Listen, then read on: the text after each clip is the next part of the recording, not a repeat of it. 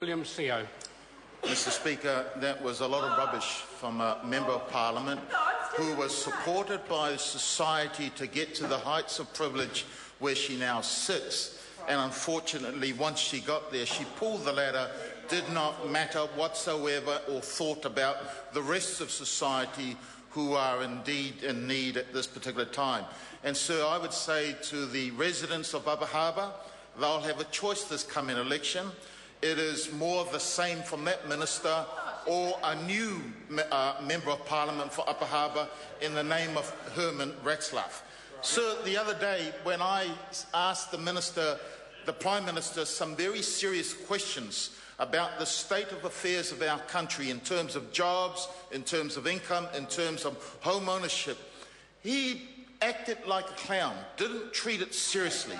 I presented, sir, to the Prime Minister some worrying figures that the census result have shown us in terms of the high unemployment of Pacifica, the low income that is earned by Pacifica families, and the low home ownership rates that were experienced by Pacific people in New Zealand.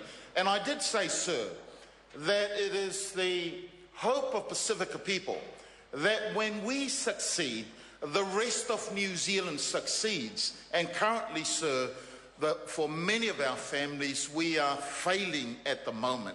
Failing not necessarily from lack of hard effort, but failing from a lack of support of policy by this particular government. And I'm going to go through, sir, just to outline why I think that's so. And this government now is creating a New Zealand of two societies. A society for those at the top end of town that knows which minister to rub shoulders with, and a society for the rest of us that are just struggling to make ends meet. Incidentally, on top of where those fine people now sit, there was a group of students from Southern Cross campus who were sitting there. I met them later on at the airport and I asked them what they thought. One of the young ladies said she wanted to throw something at the Prime Minister because of the way he was fudging the answers, acting like a clown, not treating what we were asking him about seriously. And I said, don't do that. The thing that you can do for our communities is to make sure you do not vote for him. That will hurt him the most come this election. Another young woman said to me, that's the same Prime Minister that promised our school back in 2008 that they would invest $6 million in a trade school. And they used the likes of our sports icon like Inga the Winger and Michael Jones to promote that. Today, sir, that young woman said to me, that school is still waiting for that promise of a $6 million trade school. Empty promises, sir, like the brighter future empty promise that they made. They said that New Zealanders would have a brighter future, all New Zealanders. What we didn't understand, sir, and what the community are now recognising, sir, is that they were only referring to people that they are in cahoots with. They are only referring, sir, to the top end of town. People that have the privilege of rubbing shoulders with the right minister. People that are able to provide cash for their upcoming election war chest, sir. Look at what's happening, sir. CEOs, as my colleague Grant Robertson said earlier, they have received increases in their salary 26 times more than anyone else.